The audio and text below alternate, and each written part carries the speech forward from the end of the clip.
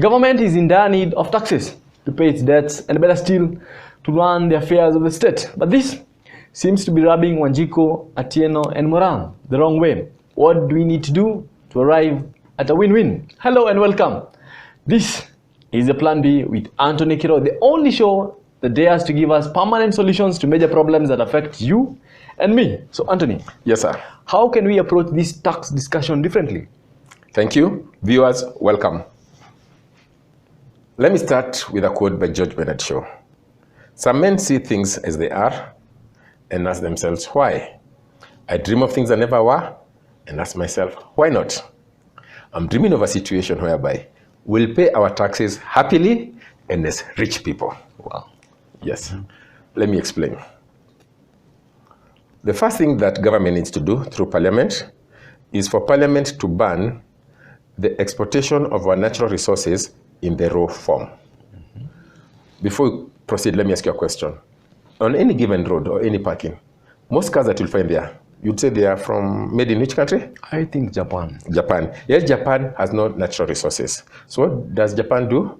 They come to countries like Kenya and buy our iron ore at $75 per ton. That's about 10,000 shillings. So 2 tons, they'll spend 20,000 shillings. Per ton, they'll get between 60-65% of steel. And therefore, 2 tons will be 1.2, 1.3 tons of steel. They'll make a Toyota RAV4, which, as Kenyans, will buy at 5.5 million shillings. Let me ask you, who's the smarter one there? The Japanese. And the opposite of smart is? Daphnesushouse.com. That is a bit harsh. So what else can we do? It's true what you've said. What I've said is a bit harsh, but let me qualify it. What else can we do? As we were growing up, we were told coffee is our black gold. Yet now we are uprooting coffee to grow avocado.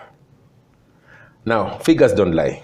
In 2021, Kenya was the 6th largest producer of avocado.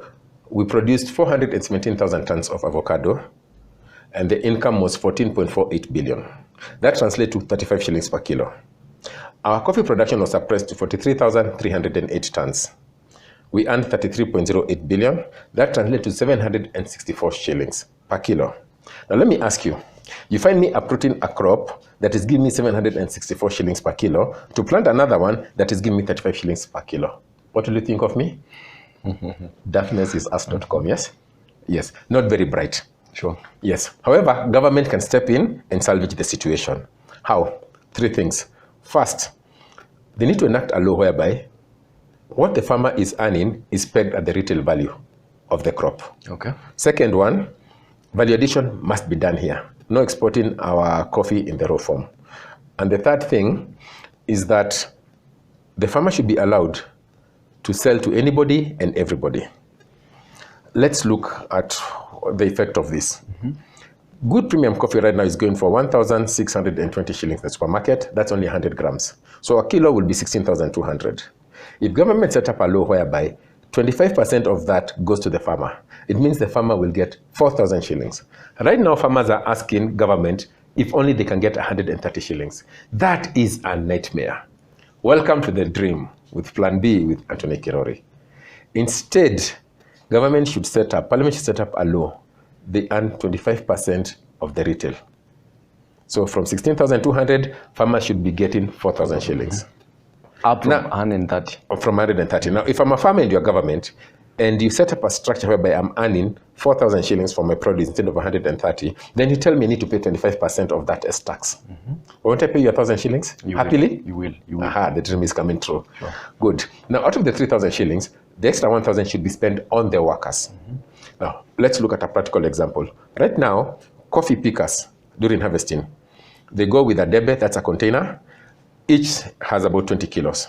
So every 20 kilo debe, a picker is paid 100 shillings. Good pickers can pick about 5 of them, they earn 500 shillings. The law should be changed such that every picker should be paid 100 shillings per kilo. So the 20 kilo debe, a picker should get 2,000 shillings. So the ones who can pick 5 of them, how much is that? That is 10,000 shillings. 10,000 shillings. Wow. Good. Good money. 10,000 shillings. Now, For doing the same work, if I was earning 500 shillings, you as government, you structure it such that now I'm earning 10,000 shillings for the same work. Then you tell me I need to pay 25%. I pay you 2,500. Won't I pay that happily? You will. And I'll be a richer person, right? Sure. Yes, and remember, 70% of our coffee are the small-scale farmers. There are over 800,000 of them. Now, if the government helps them such that instead of growing 2 to 3 kilos, because every tree right now is producing 2 to 3 kilos, government supports them so that it reaches to 10 kilos. What will that do? Every farmer will have to get a minimum of 2 people. We'll have to employ a minimum of 2 people to help them out in the farms. So what does that do? 800,000, that's 1.6 million jobs created just like that. And that we're talking only just on harvesting. We've not talked about the other processes. We've not talked about in the factories, whereby, first of all, the coffee being loaded on trucks, the trucks, that's transportation, then in the factories where they are roasted, they are processed and packaged, and then to be sold to anybody and everybody.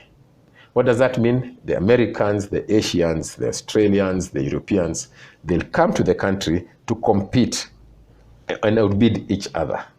That will also help our tourism industry, and it will drive up the prices of our coffee, such that the farmers stop earning 4,000, maybe next time it will be 5,000 or 6,000. Now, that way, if you do that, people will say, we are bright.